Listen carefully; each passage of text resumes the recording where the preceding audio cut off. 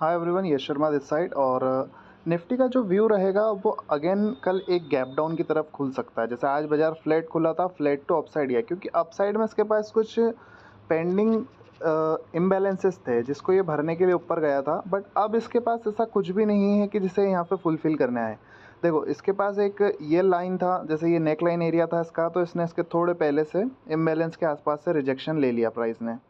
ठीक है, ये जो गैप है एफ कह लीजिए, इसको इम्बैलेंस बोल लीजिए, दोनों एक ही है ऑलमोस्ट। ठीक है, क्योंकि ये एफ कंसीडर इसलिए कर सकते हैं क्योंकि ये बिल्कुल इसके स्ट्रक्चर के पास बना था और ये वहीं से रिजेक्शन लिया है। तो काफ़ी हाई प्रोबेबिलिटी रहती है ऐसे सेटअप्स के बाद कि मार्केट यहाँ से रिजेक्शन लेता है।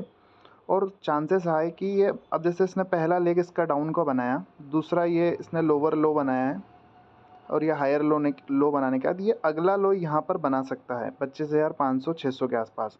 तो मुझे जितना क्लियरेंस इससे मिल रहा है, इस चार्ट से मिल रहा है, इसकी आइडेंटिफिकेशन से मिल रहा है, बिल्कुल क्लियर मिल रहा है। यहाँ पे 1 डे के टाइम फ्रेम पे कैंडल पे भी ऊपर से सेलिंग इमर्ज हुई है। भले हम पिछले दिन के ऊपर क्लोजिंग ज़रूर कर रहे हैं, but this will not successful because market अभी भी ठंडा नहीं हुआ है। मार्केट अपने आप को थोड़ा फ्यूल में लाने के लिए नीचे को आ सकता है। तो चांसेस आर वेरी हाई कि हमें कल के दिन में अगर सेलिंग करनी है तो फिर हमें बाउंस अगर ऊपर मिलता है तो हम बाय के लिए नहीं ट्राई करेंगे, हम कहीं ना कहीं उसमें सेलिंग का ही प्रेशर ढूंढने की कोशिश करेंगे। और यहाँ पे जो ये निफ्टी है, ये इसका सपोर्ट लगभग अपना आ रहा है 25,625 के आसपास, 25,500 के आसपास। इन एरियाज़ पे हमें यहाँ पे ये देखने को मिल सकता है। ठीक है, इवेंचुअली यहाँ तक हमको आते हुए दिखेगा मार्केट, और हमें उसी तरह का व्यू को रखना है। मार्केट में ज़्यादा जहाँ पर चांस बन रहा है वो यहाँ पे नीचे का बन रहा है। सेल ऑन राइज की मार्केट रह सकती है। और सेंसेक्स की बात करें तो सेंसेक्स बिल्कुल निफ्टी का भाई है। तो जैसा निफ्टी परफॉर्म करेगा, सेंसेक्स बिल्कुल वैसा ही परफॉर्म करेगा। तो चांसेस आर वेरी हाई कि सेंसेक्स में भी हमें यहाँ पे डाउन मोमेंटम इमर्ज होते हुए दिखे और सेंसेक्स 83,500 के आसपास तक आते हुए दिख सकता है।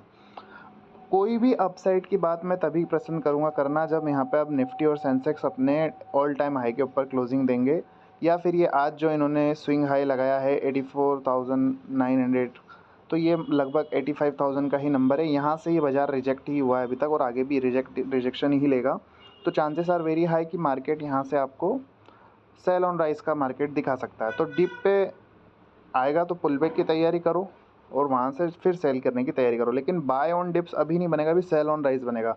एटलीस्ट मार्केट को थोड़ा हल्का होने दो, उसके 50% तक के लेवल तक आने दो, फिर वह हम समझेंगे कि आगे क्या करना है। तो मेरे ख्याल से निफ्टी और सेंसेक्स यहाँ पे अभी कल डाउन साइड में जा सकते हैं, और इनका जो सपोर्ट निकल के आ रहा है सेंसेक्स का 83,500 से 83,300 के आसपास तक, इन बिटवीन में ये आ सकता है।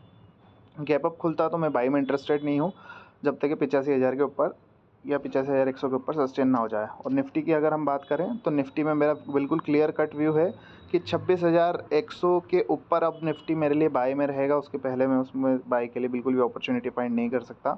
उससे पहले मैं निफ्टी को ड्रैग ऑन डाउन करके नीचे आने का देख सकता हूँ। ठीक है, तो 25,650 25,550 इन लेवल्स तक निफ्टी हमें डाउन साइड आता हुआ दिख सकता है। तो यही मेरा व्यू है मार्केट के ऊपर। बाकी कुछ भी अपडेट होता है तो मैं बता दूंगा। और ये जो भी व्यू मैंने आपको दिया है जस्ट एक एजुकेशनल पर्पस पे व्यू है, इसको बाय सेल ना करें।